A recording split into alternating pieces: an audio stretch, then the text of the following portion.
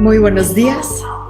La Universidad de Jalapa, a través de su Instituto Interdisciplinario de Investigaciones, les da la más cordial bienvenida al foro virtual Retos de la Educación en Línea ante la pandemia por el coronavirus en México. ¿Tu escuela pasa la prueba? Este es el cuestionamiento que planteará el doctor José Francisco Báez Corona, académico e investigador de la Universidad de Jalapa y la Universidad Veracruzana, con el tema Calidad en la educación virtual. ¿Tu escuela pasa la prueba? Te escuchamos, doctor.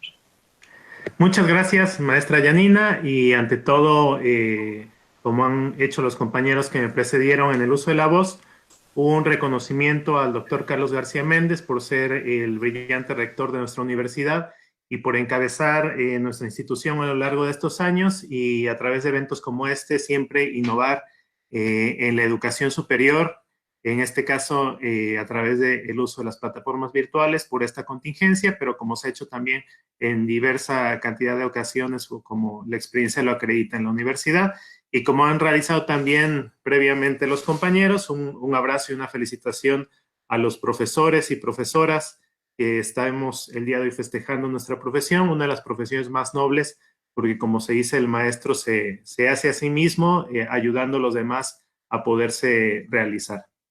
En mi ponencia, efectivamente, me interesa hablar acerca del derecho humano a la educación de calidad y haciendo una referencia específica a las plataformas electrónicas, a la educación virtual, desde luego en función de lo que nos ha obligado a los cambios que nos ha obligado a llevar a cabo este confinamiento obligatorio por combate a la pandemia de coronavirus de COVID-19.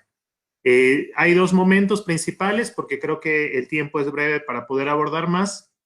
Sin duda es un tema muy amplio, pero bueno, en primer lugar, un marco general de lo que es derecho humano a la educación y posteriormente lo que abarca específicamente derecho humano a la educación de calidad y cómo estos parámetros se pueden aterrizar a la evaluación de plataformas educativas. Como bien se ha dicho, el derecho humano a la educación es un derecho plenamente reconocido, con amplia trayectoria, uno de los que se reconoce con mayor fundamento e importancia, porque ha sido llamado también un derecho llave, ya que abre la puerta para poder acceder a otro tipo de derechos, ¿no? Como por ejemplo el trabajo posteriormente, la información, el libre desarrollo de la personalidad, entre otros. No es un derecho que, como todos los demás, ha estado exento de una evolución. Por ejemplo, hace algunos años era exclusivo un privilegio de los hombres y las mujeres tienen otro tipo de educación, etcétera. Pero bueno, hoy en día se reconoce plenamente, salvo en algunos países todavía desafortunadamente es así. La Declaración Universal de los Derechos Humanos desde 1948 postula en su artículo 26 el fundamento de este derecho humano y señala que la educación tiene por objeto el pleno desarrollo de la personalidad y precisamente el fortalecimiento de las herramientas para su desarrollo dentro de la sociedad, entre otros rubros. ¿Cuáles son los requisitos? Y este es el primer punto de la ponencia, ¿cómo impacta el confinamiento obligatorio y específicamente el tema de la suspensión de clases o más bien la suspensión de clases presenciales para llevarlas a plataformas virtuales? ¿Cómo puede impactar los elementos núcleo del derecho humano a la educación? La Organización de las Naciones Unidas, a través de sus organismos especializados en educación, como es la UNESCO, han previsto 4 elementos fundamentales del núcleo de este derecho.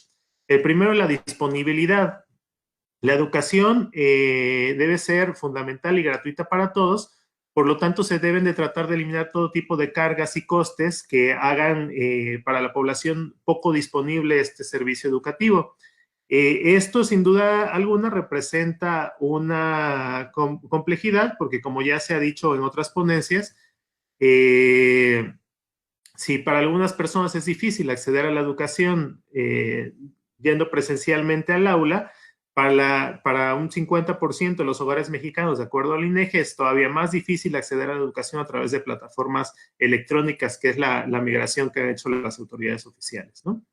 Otro de los elementos del núcleo de derecho humano es accesibilidad. Esto quiere decir eliminar toda forma de discriminación para que el acceso a este derecho sea totalmente en igualdad de condiciones, ya sea por cuestiones de raza, etnia, sexo o cualquier otra causa.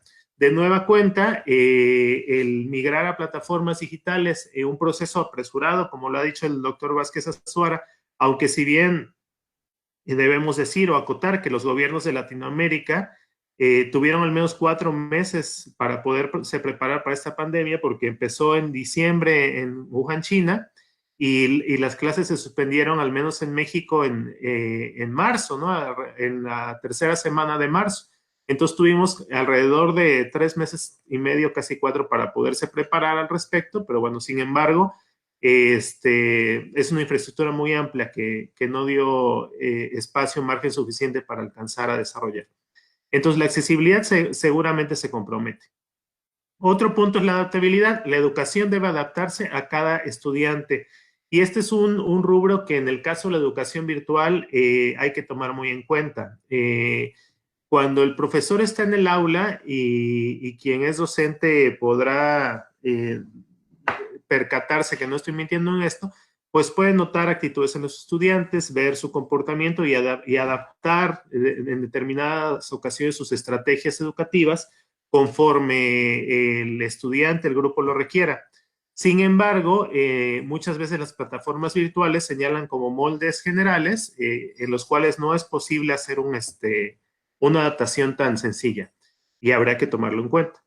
Y finalmente la aceptabilidad, que se refiere a la calidad que deben tener los servicios educativos. Esto de la calidad es algo que en materia de educación se ha comenzado a abordar desde los años 90. Hay un instrumento muy importante, dictado también por la UNESCO, que es la Declaración Mundial sobre Educación para Todos y el marco de acción para satisfacer necesidades básicas del aprendizaje de 1990. Desde entonces empezamos a hablar de la calidad en la educación. Ya estamos reconociendo una trayectoria de al menos 30 años, entonces. Y esto parte de reconocer un presupuesto que hace un momento mencionaba también el doctor Carlos Azuara, que si bien en el caso de la educación virtual no se debe presuponer, como él comentaba, que por ser virtual no tiene la misma calidad que la presencial, también sería erróneo presuponer que por el hecho de migrar una plataforma de educación virtual, que la educación virtual en automático tiene los índices de calidad que se requieren.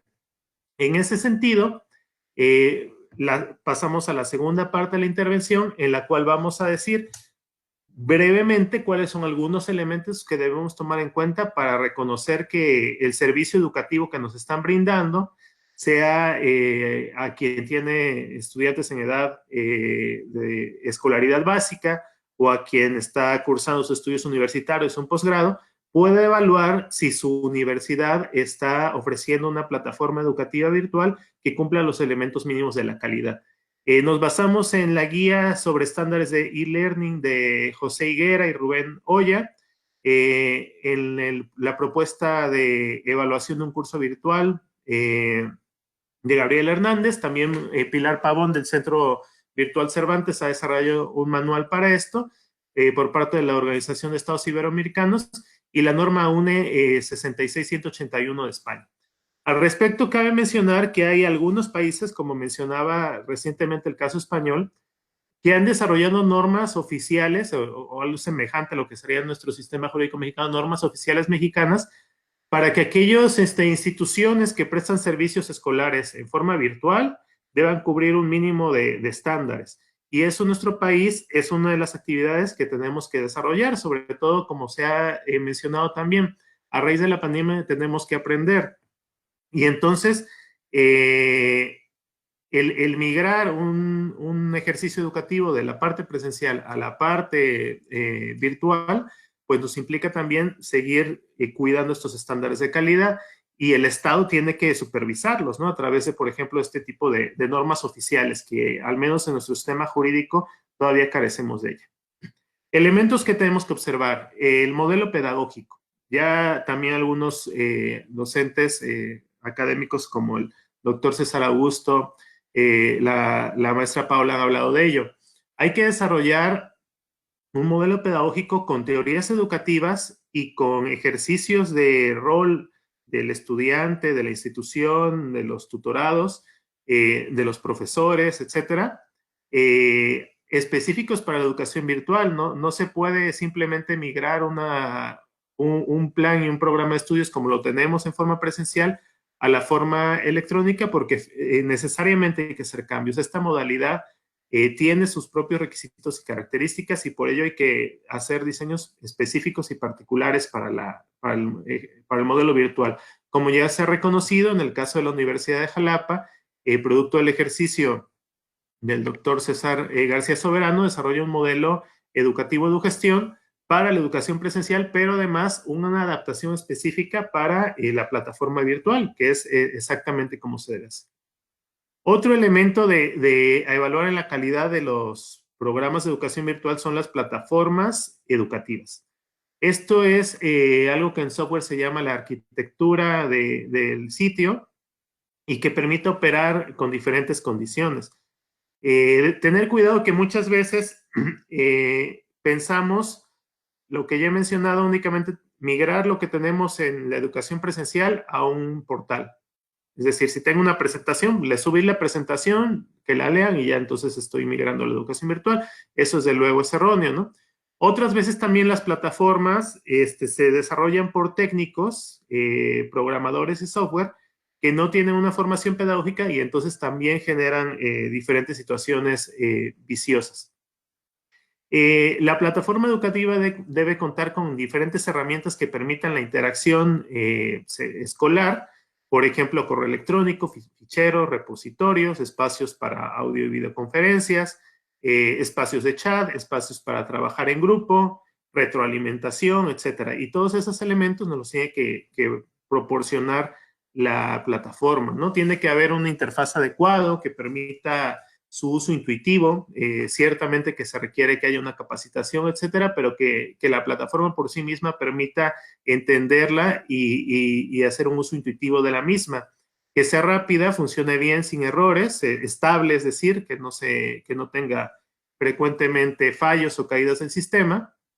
Otra característica importante en la plataforma, que sea abierta, soportar diferentes tipos de proveedores de soluciones. Si, por ejemplo, un profesor quiere utilizar un video de YouTube, que la plataforma lo permita. Si se quiere ligar a un correo comercial, como puede ser de Gmail u otros, pues que la plataforma lo permita. Si se quiere subir presentaciones en PowerPoint, en Word, en PDF, todo tipo de archivos, que la plataforma lo permita. Eso se refiere que sea abierta. Global, que se puede utilizar en cualquier parte del mundo. Esas son algunas características de la plataforma. Y bueno, hay más. Para no extendernos, pasamos a otro rubro. El proceso pedagógico es muy importante. Tenemos que tomar en cuenta que la educación virtual tiene que cumplir con las mismas características que un proceso educativo presencial y más allá. Entonces tiene que haber estrategias educativas diversas. Cada contenido abordarlo de diferentes puntos de vista y desde diferentes formas de estímulo. Tiene que preverse, por ejemplo, el abordar el contenido desde un punto de vista teórico, posteriormente desde un punto de vista práctico, el realizar ejercicios de simulación, el realizar solución de problemáticas y posteriormente los ejercicios evaluativos. Esto en materia de enseñanza electrónica se les conoce como las llamadas estrategias de enseñanza mixta. Entonces, cuidar estos métodos del proceso pedagógico para que fundamentalmente se desarrollen competencias. Este ejercicio de las competencias, ya muy sabido en la educación, que sería desarrollar conocimientos, habilidades y actitudes en el educando, y no solamente el abordaje de contenidos, porque entonces estaríamos cayendo en la paradoja de, a través de uno de los medios más modernos, como puede ser la educación a través de un portal en línea, estarnos retrocediendo hacia un modelo de educación súper anquilosado y tradicional, como puede ser una educación tipo medieval, donde solamente formulen conocimientos.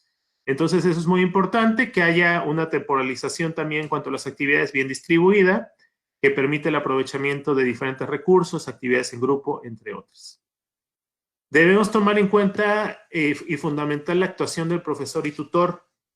Aquí hay que perfilar a los profesores con conocimientos específicos en el uso de las plataformas. No es viable que un profesor que está impartiendo un curso en línea desconozca cómo se utiliza el sistema o o desconozca el uso de todas sus herramientas. Entonces, además de conocer la materia, que sería el elemento fundamental en la educación presencial, y conocer estrategias pedagógicas, tiene que conocer herramientas electrónicas mínimas para poder usar adecuadamente la plataforma. Uno de los elementos más importantes, por resumir un poco, es también la retroalimentación. Esta, si bien hay una accesibilidad que se pueden conectar en cualquier momento los estudiantes y el profesor también tiene que respetar cierta carga horaria y de trabajo, no debe tardarse más de 24 horas, es lo recomendable. Y no puede ser una retroalimentación, digamos, hecha en forma masiva, sino que tiene que seguir siendo este tejido personal y entramado que se permite la interacción cara a cara, ¿no? Y muchas veces se cae en el vicio de lo mismo copiárselo y pegarlo a todos los estudiantes, ¿no? Entonces, es muy importante que haya retroalimentación. Tomar en cuenta cuánto tiempo le dedica en curso, tomar en cuenta que haga exposiciones claras, que diversifique estrategias, etc. Otro de los aspectos importantes es la evaluación, sin dejar de lado que tiene que llevarse a cabo en varios momentos, diagnóstico, formativo y sumativo, sin dejar de lado que tienen que tomar en cuenta los actores, coevaluación, evaluación del profesor, evaluación institucional, y sin dejar de lado que hay diferentes finalidades, ¿no? Evaluación como mero diagnóstico, evaluación como medio de información para mejorar el proceso y evaluación como medio de acreditación. Entonces, todo eso se debe de tomar en cuenta. Algunos aspectos particulares de las plataformas educativas que hay que tomar en cuenta es el uso del respeto íntegro a los derechos digitales. Cuando un profesor sube un contenido, sube una videoconferencia, sube un resumen que realizó, una presentación, que la plataforma, aunque sea abierta, permita al menos el reconocimiento de los derechos de autoría digital de ese profesor. Y al respecto hay una organización que se denomina Creative Commons, que ha hecho avances importantes al respecto de cómo podemos compartir los materiales a través de Internet. Muy importante, para finalizar, aunque hay otros rubros, pero por tiempo resumimos aquí, en no dejar de lado el aspecto humano de la educación, la interactividad entre los estudiantes. El generar actividades que permitan conocer quiénes son las personas con las que estamos interactuando, sobre todo cuando hablamos de un medio virtual 100%, y que permitan establecer estos vínculos y alianzas que se dan en un grupo entre la educación presencial, entre otros. Hay diferentes rubros, es muy interesante al respecto poder abordar estos mecanismos de evaluación de la educación virtual. Sin embargo, por obviedad y por cuestión de tiempo, quisiera aquí sintetizar estos que son algunos de los más importantes, no sin antes recapitular esta propuesta de que en el caso mexicano tenemos que contar con una organización o una dependencia de la Secretaría que supervise la educación virtual y una norma oficial que nos dicte parámetros mínimos para poder considerar que los ejercicios de educación virtual se realizan con calidad. Es cuanto por mi participación. De nueva cuenta, muchas gracias al doctor Carlos García Méndez, a las autoridades de la Universidad de Jalapa y felicidades, enhorabuena a todos los profesores. Desafíos, rompimiento de fronteras, conexión, derechos humanos, calidad, vida virtual, educación digital, papel del docente, relaciones familiares y más son los temas que nos hereda este tiempo reflexionando a la educación. De esta manera damos por concluido este foro virtual Retos de la educación en línea ante la pandemia por el coronavirus en México. Agradecemos a quienes nos acompañaron a través de Facebook en esta transmisión en vivo. Docentes de todo el mundo, gracias por su compromiso y aportaciones. Muchísimas felicidades.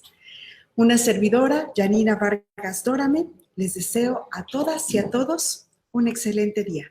Universidad de Jalapa. Saber para trascender.